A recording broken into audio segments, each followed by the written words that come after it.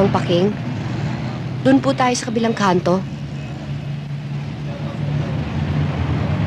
Ihinto niyo na po.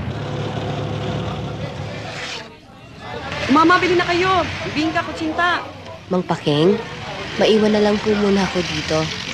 Pakisabi kay Manang Bising may dinalaw lang akong kaibigan. Yes, ma'am.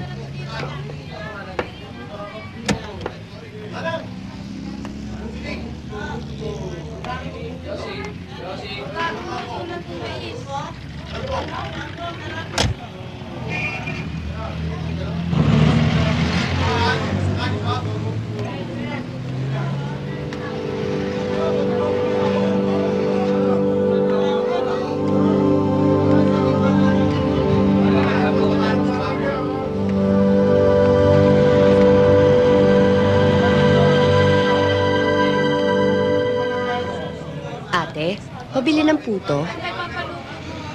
Nympha? Ay, sorry miss. Akala ko yung kaibigan ko eh. Sabel, ako nga yung kaibigan mo. Kilala mo ko? Sabel, ako si Nympha. Oo, kaboses mo. Pero imposible, ang pangit nun eh. Ang ganda-ganda mo. Sabel, ako nga si Nympha. Mahabang kwento. Pero, iyaan mo, ipapaliwanag ko na lang sa bahay ni Ate Mayet. Doon ko na lang ikukwento ang lahat-lahat. Ha? Aling Tinay, kayo mo nang bahala dito. Sige. Halika na, dalian mo.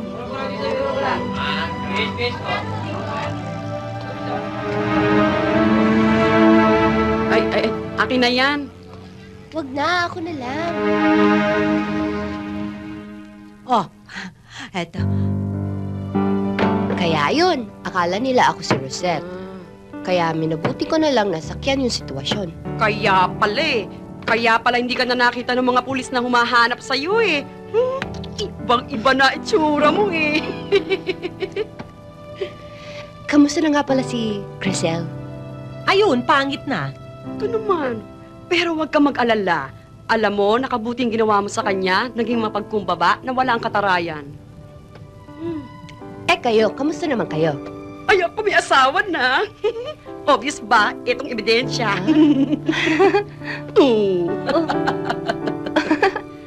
Uy, kahit naman yan si Mayat, mag-aasawa na yan eh. Oh, talaga? May nagkamali rin.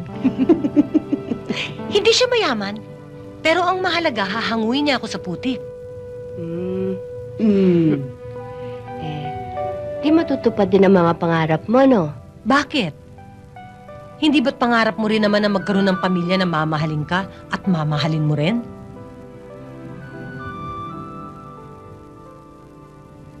Si Rosette ang mahal nila.